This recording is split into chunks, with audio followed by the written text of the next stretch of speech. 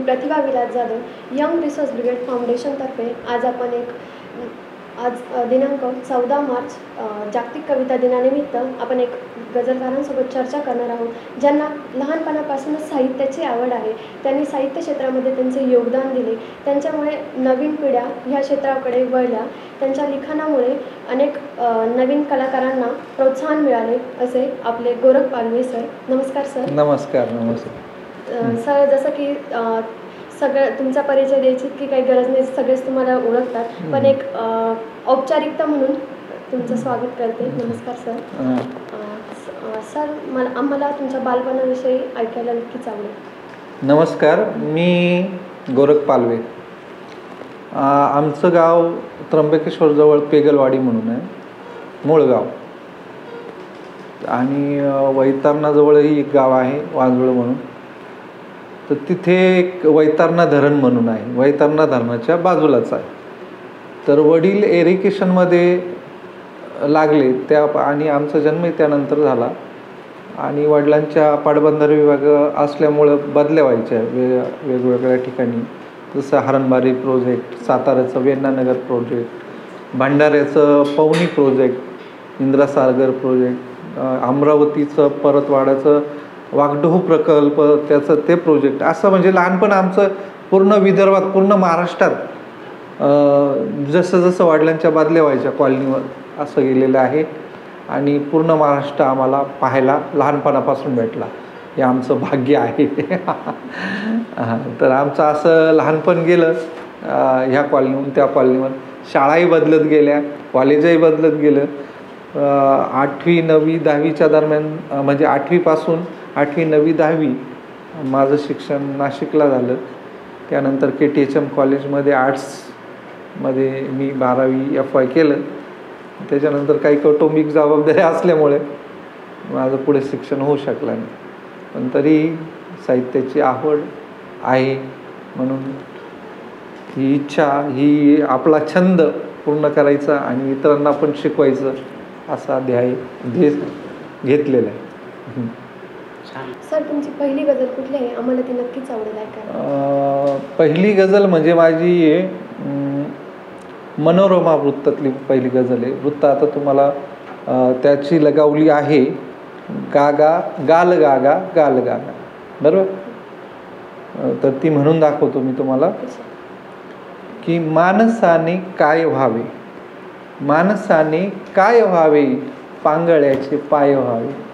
माणसाने काय व्हावे, पांगळ्याचे पाय व्हावे, आंधळ्याची वाट व्हावी, पोरक्याची माय व्हावे. माणसाने काय व्हावे, पांगळ्याचे पाय व्हावे. जातपाती धर्मसारी, जातपाती धर्मसारी, मानवाशिवाय व्हावे. जातपाती धर्मसारी, मानवाशिवाय व्हावे. माणसाने काय व्हावे, पांगळ्याचे पाय व्हावे. भाकरीचे दान टाका, भाकरीचे दान टाका, कामधेनू गाय व्हावे. भाकरीचे दान टाका, कामधेनू गाय व्हावे. माणसाने काय व्हावे, पांगळ्याचे पाय व्हावे. आणि पुढला शेर असा आहे की हाक द्यावी दीन दुःखी, हाक द्यावी दीन दुःखी, प्रेम भावे साय व्हावे. माणसाने काय व्हावे, पांगळ्याचे पाय व्हावे. आणि शेवटचा शेर आहे की संकटी ही सोबतीच्या, संकटी ही सोबतीच्या, डाव त्यांचा नाय व्हावे. माणसाने काय व्हावे, पांगळ्याचे पाय व्हावे.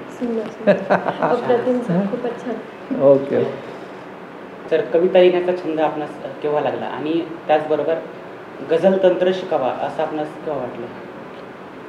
कविता ही तर लहानपणापासूनच आवडायची. लहानपणी पाठ्यपुस्तकामध्ये ज्या कविता असायच्या त्या खूपच मनाला भावून जायच्या. जसं शांता शेळके, त्याच्यानंतर कुसुमाग्रज, असे मोठे मोठे वा.भ. बोरकर सर किंवा कवी ग्रेस यांच्या कविता वाचनात यायच्या.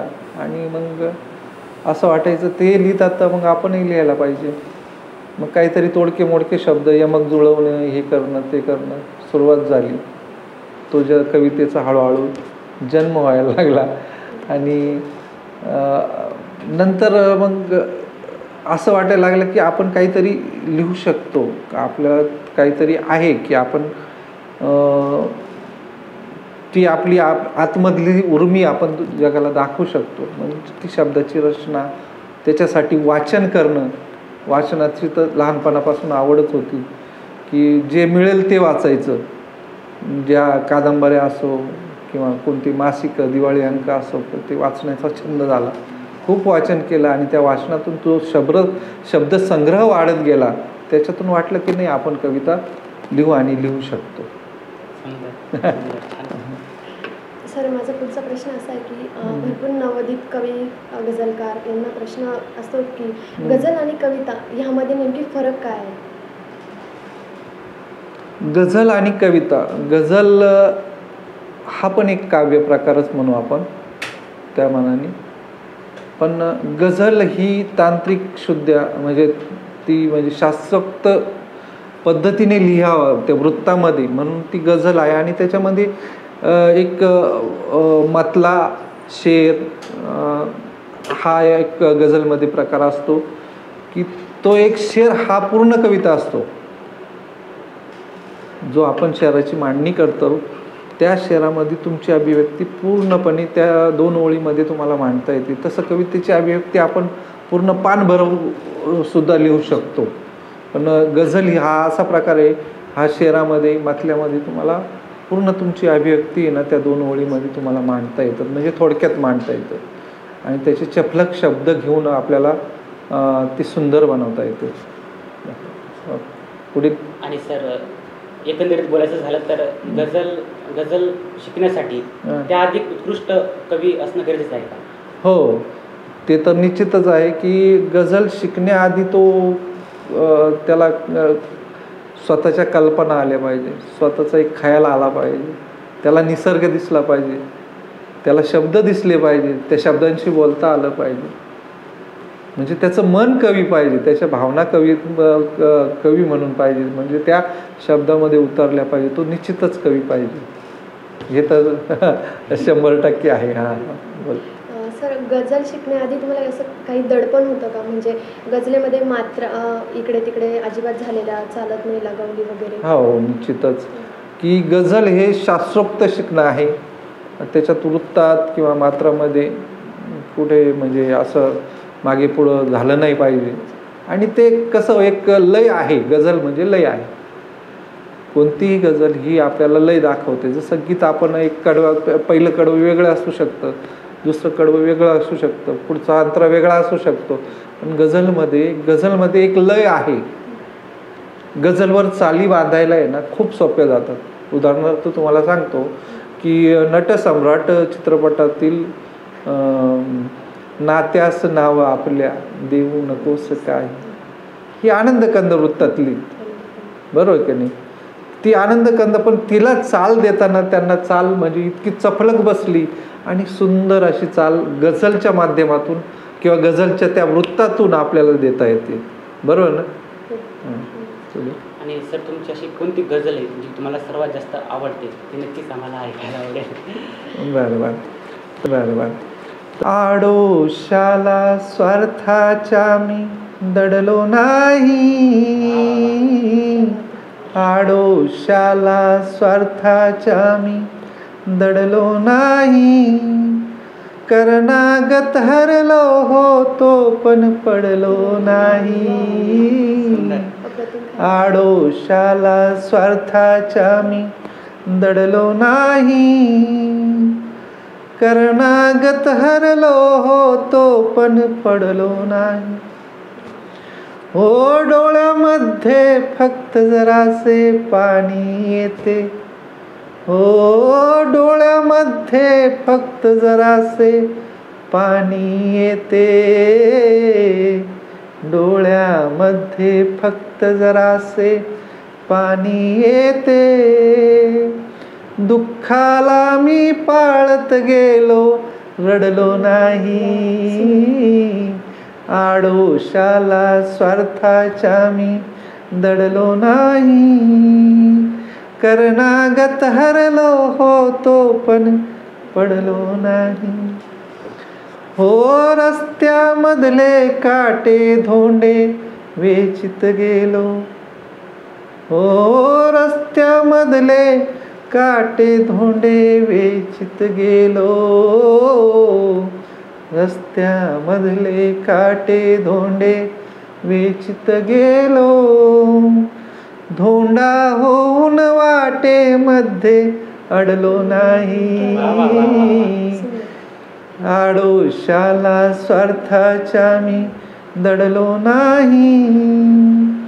करणागत हरलो होतो पण पडलो नाही. मानेवरती पाय कुणाच्या नाही दिदला. हो मानेवरती पाय कुणाच्या नाही दिदला. मानेवरती पाय कुणाच्या नाही दिदला. दोष कुणाला देऊन गड मी चढलो नाही. आडोशाला स्वार्थाच्या मी दडलो नाही. करणागत हरलो होतो पण पडलो नाही. पुढचा शेर असा आहे की खूप शहाणे वेडे मजला भेटत गेले. हो खूप शहाणे वेडे मजला भेटत गेले. खूप शहाणे वेडे मजला भेटत गेले. व्यर्थ कुणाची निंदा अन बडबडलो नाही. आडोशाला स्वार्थाच्या मी दडलो नाही. करणागत हरलो होतो पण पडलो नाही. शेवटचा शेर आहे की जागोजागी संधी साधू डाव धरोनी. हो जागोजागी संधी साधू डाव धरोनी. जागोजागी संधी साधू डाव धरोनी. खोट्याच्या दारात कधी सापडलो नाही. आडोशाला स्वार्थाच्या मी दडलो नाही. करणागत हरलो होतो पण पडलो नाही. धन्यवाद. गझल तर फारच सुंदर आहे सर. त्याबद्दल तुम्ही परंपरेमध्ये तुमच्या स्वतःच्या आवाजात सादर केली ते एकदम छान. धन्यवाद धन्यवाद. सर माझा पुढचा प्रश्न आहे तुम्हाला कुठल्या वृत्तात छंदात लिहायला आवडेल जे तुम्ही आजवर हाताळला नाही. आजवर हाताळला नाही असा तर म्हणजे आहे भरपूर आहे त्याच्यात वृत्त. पण मग माझी अशा दृष्टिकोन असतो कोणत्या नवीन नवीन वृत्तामध्ये लिहावं ते वृत्त. समजा आता मी आहे नुकतंच चामर वृत्तामध्ये एक गझल लिहिलेली की चामृताची लगावली अशी आहे की गाल गाल गाल गाल गाल गाल गाल गा. तर तो एक नवीन नवीन प्रयत्न करायचे की प्रयत्न करत राहायचं की हा ठीक आहे ह्या वृत्तात आपल्याला जमत नाही त्या वृत्तात लिहायला पाहिजे. आपण ते जिद्दीनं नवीन नवीन वृत्त शोधले पाहिजे. मात्रा वृत्तामध्ये हे एवढे मात्रा घेऊन आपल्याला लिहायचं आहे.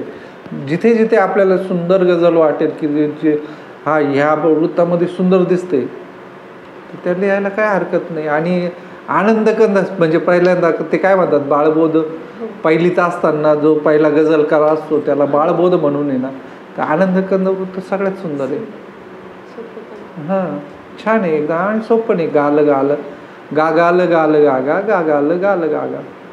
किंवा श्रीविघ्नी वृत्त आहे, मेनका आहे, त्याच्यानंतर मंजू घोषा आहे, भुजंग प्रयात आहे, भरपूर वृत्त आहे. प्रत्येक वृत्तामध्ये तुम्ही लिहा ती सुंदर होणारच. तर श्रीविघ्नी वृत्तामधली अनंत राऊत सरांची गझल की दुःख आडवा येला याच्यासारखा उंबऱ्यासारखा मित्र वनव्यामध्ये गाण्याचा खूप सुंदर आहे काय. त्याच्यामुळे तुम्ही कोणत्या वृत्तात लिहायचं त्याच्यात तुम्हाला बंधन नाही. जे वृत्त तो त्या यमकाला त्या रदीपला किंवा त्या काफियेला तुम्हाला हे होतं शूट होतं आहे ना त्या वृत्तात तुम्ही लिहा आणि नवीन नवीन शोध लावा की आपल्याला ह्या वृत्तात लिहिलेलं पण आपल्याला ह्या पण वृत्तात लिहायला आली पाहिजे, ह्या पण वृत्तामध्ये कसं आपण लिहू शकतो असं प्रत्येकाने प्रयत्न केला ना गझलकार मग हळूहळू हळूहळू हळूहळू ते व्याप्ती वाढतच जाणार आहे असं आहे ना. आणि मला तर सगळ्यात तुम्ही कोणतंही वृत्त सांगा, मी म्हणजे एक प्रयोग म्हणून की त्या वृत्तात लिहायचा खूपच प्रयत्न करतो. आत्ताच मी आबिद शेख सरांची ती की सुगंधी बाग आहे ती तिला माहीत नाही, तिला माहीतही नाही. आपण एकही वृत्तामधला एकही शब्द गाळला नाही पाहिजे कधी पण आपल्याला वाचताना की सुगंधी बाग आहे ती तिला माहीतही नाही. छान वृत्त आहे. लगा लगा गा गा गा लगा गा गा गा लगा गा गा गा लगा गा छान. तिच्या श्वासा परी दरवळ कुण्या जाईतही नाही.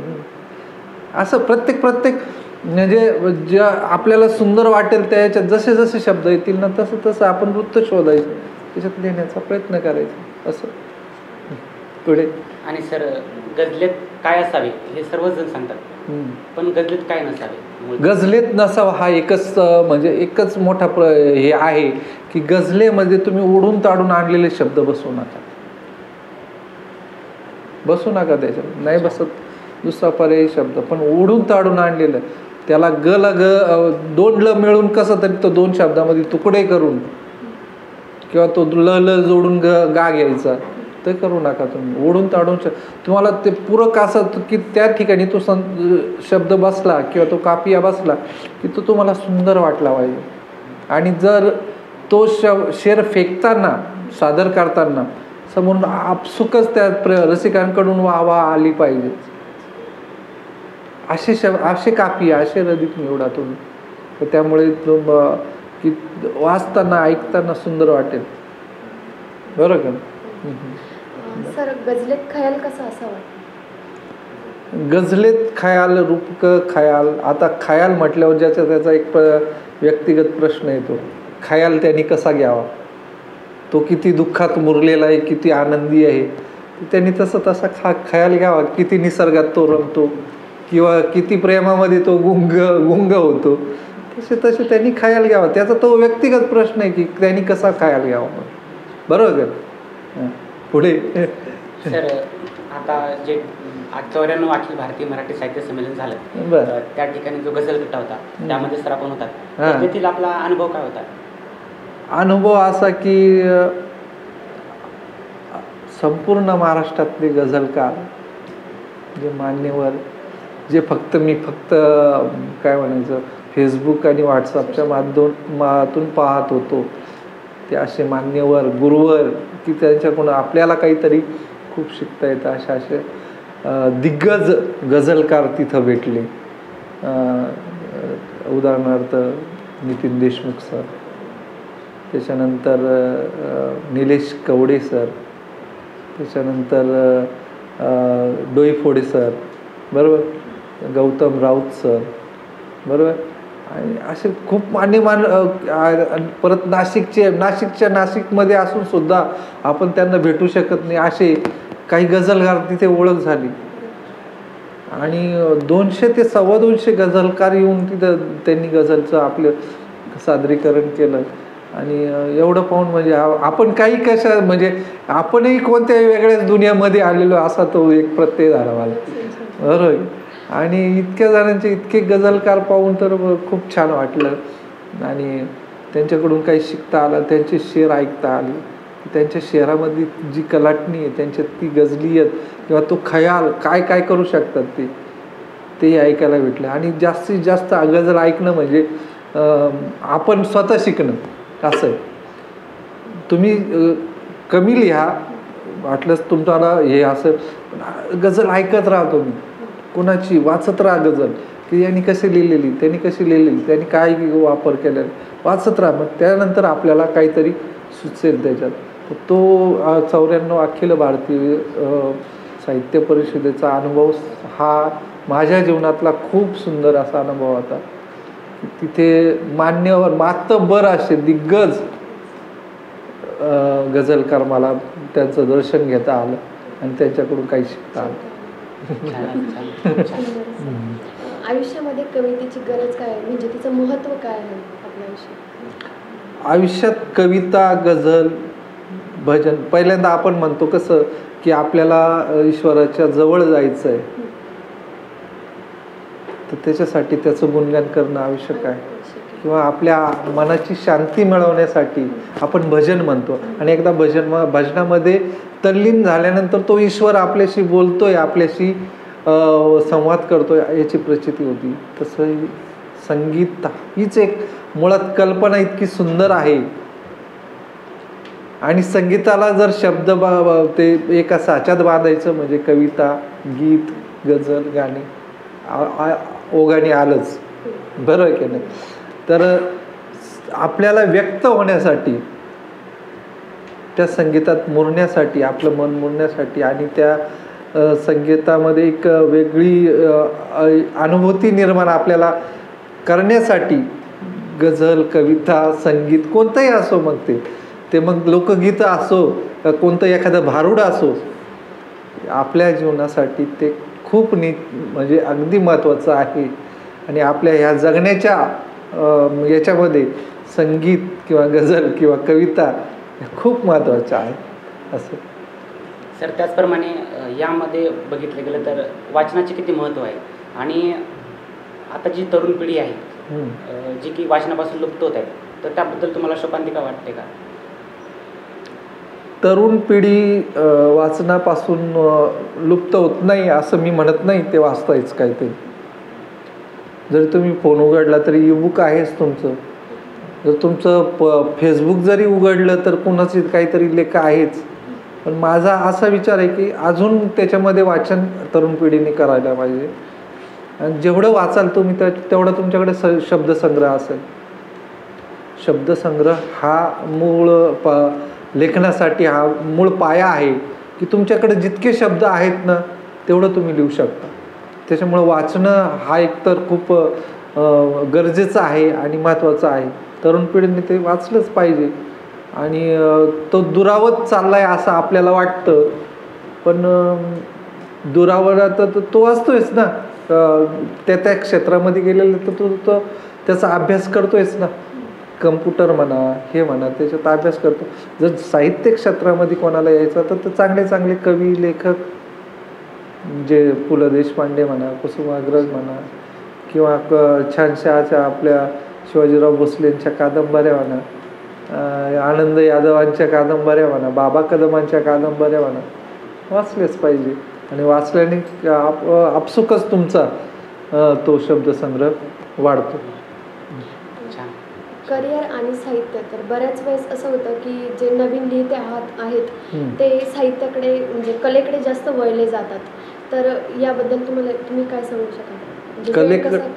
कलेकडे वळले जातात म्हणजे करिअर सोडून कलेकडेच वळले जातात. हा कला हाच एक म्हणजे एक देवाने आपल्याला दिला एक सुंदर प्रकार आहे की प्रत्येकामध्ये कला असणं ना, म्हणजे कला ही एक म्हणजे ईश्वराने दिलेली देणगी असते आपण म्हणतो, बरोबर आहे की नाही. आणि कलासारखं सुंदर तर कोणतंच नाही.